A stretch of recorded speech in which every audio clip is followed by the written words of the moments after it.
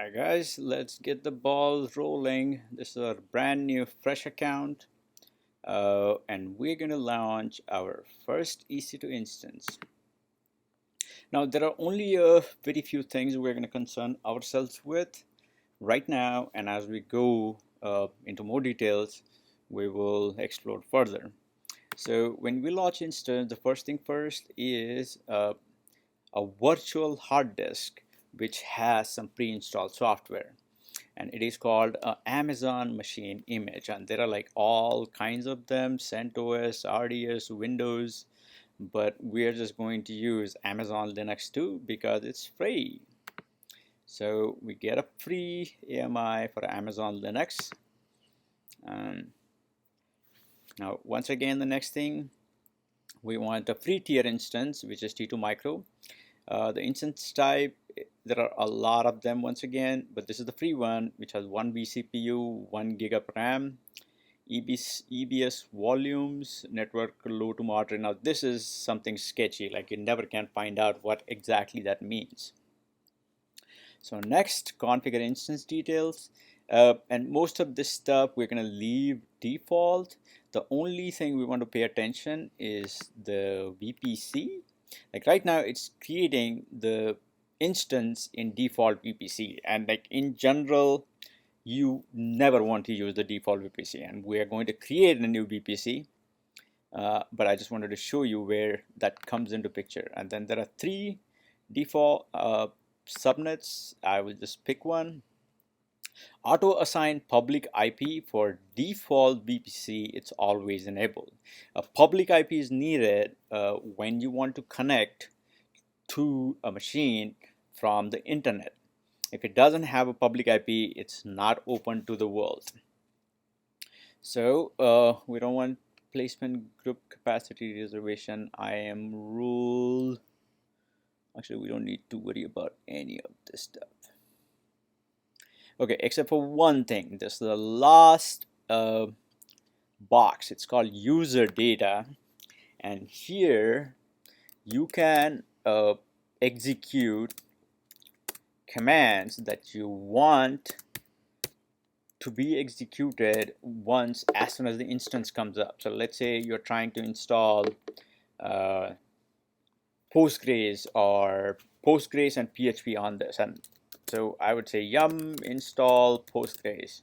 Not the exact command, but just to illustrate. Same thing, and PHP. So as soon as this instance comes up, these softwares will be installed, and then the control will be given to us. So once again, we're not doing that. Next, we're going to add storage. We're going to use EBS volume with 3000 IOPS, which is the by default that you get with the 8 GB volume. There is another way to allocate disk. Let's say you're going to create a very IO intensive instance. In that case, you want to create an instance with provisioned IOPS. So in this case, you get 400 IOPS for a 8 gig size disk, but you can, like in the 3000 was the max. Now you can directly have 10,000 IOPS allocated to this machine. And if you don't know what IOPS are, like what EBS is, I'm going to create a chapter all the way to the very end. But like IOPS is kind of a common IT term, but I will explain it at the very end in a small chapter. So for now, we're just going to take a general purpose SSD, and the last one is magnetic standard, which is basically the spinning hard disk. Nobody uses that. Like there is no point in using them. All right, so next, add tags. This is very important working in a actual production environment, but this is our machine, so we will just leave it here. And I guess business unit azads.us. There should be at least 5, but I think these should be enough. Next, configure security group. So we don't have any security groups here. One is default, and this is something that would get created. But what we want to do is every machine needs to connect to a Linux machine, you need to use SSH, and for SSH, you need to use TCP port 22, and it is open to 0.0.0.0.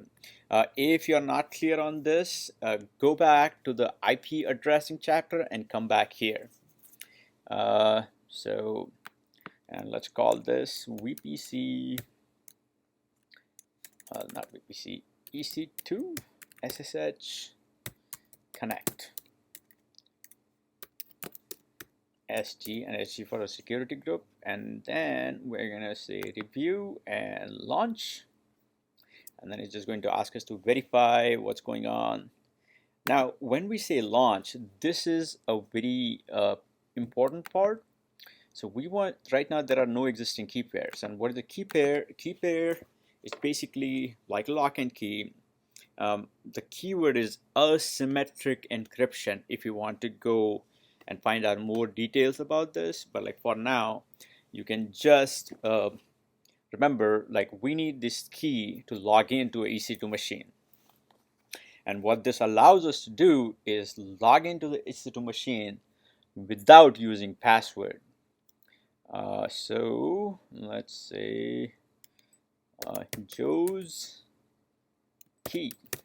All right, we're going to call that, and now this is the only time you get access to this key, so do not lose it. So download key pair, and there we have our key. Now I am going to open it in my favorite editor, Idea, and this is what the key looks like. So let's get the machine launch started. Now while this is launching, let's take that key,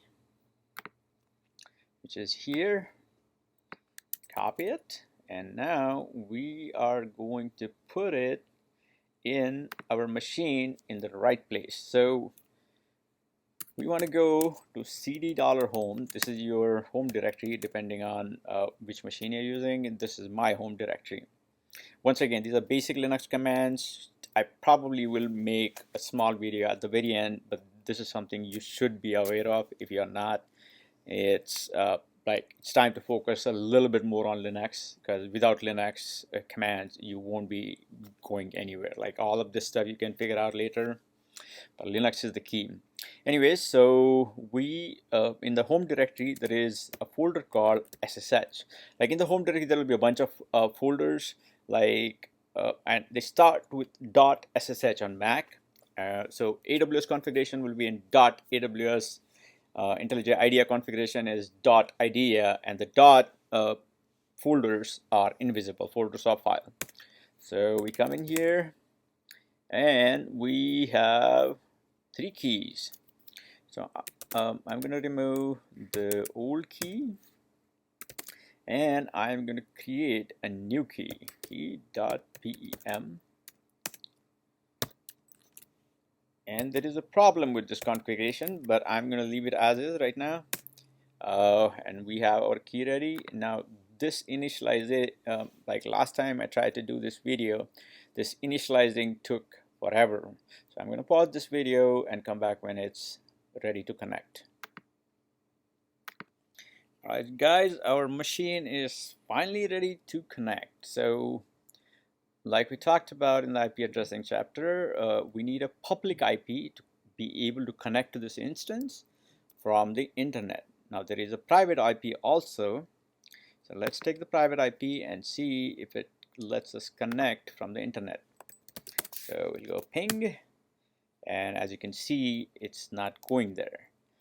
But on the other hand, the public IP, if I can find it, is right here. So we will, okay, it's connectable. It was just my internet being slow.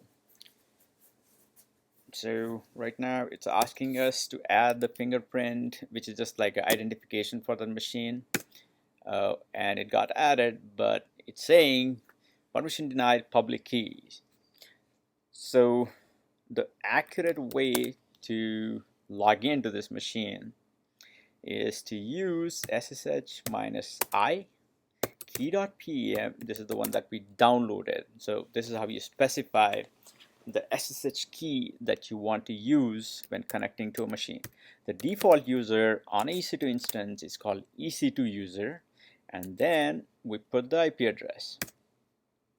Once again, it's not working, and it's actually showing the address, which usually is not that what do you call it, kind.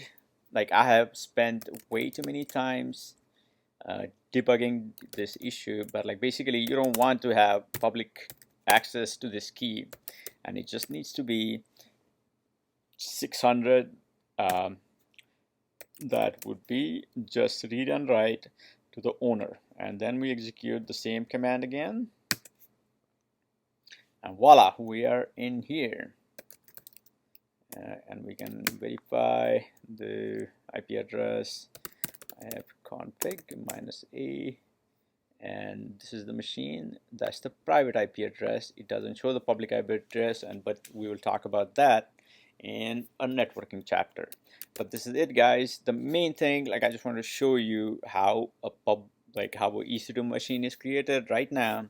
The things that we need to know is the VPC, which is the default one right now, but we'll create a custom VPC. Then we place it in a subnet, and then we need this key that we just generated. It can be used for multiple machines. You can create different keys, but we're just going to use this, and we need this key to connect to any machine that we'll create. So that I wanted to show, and that's it for this lesson. Thanks, guys. See you on the next one.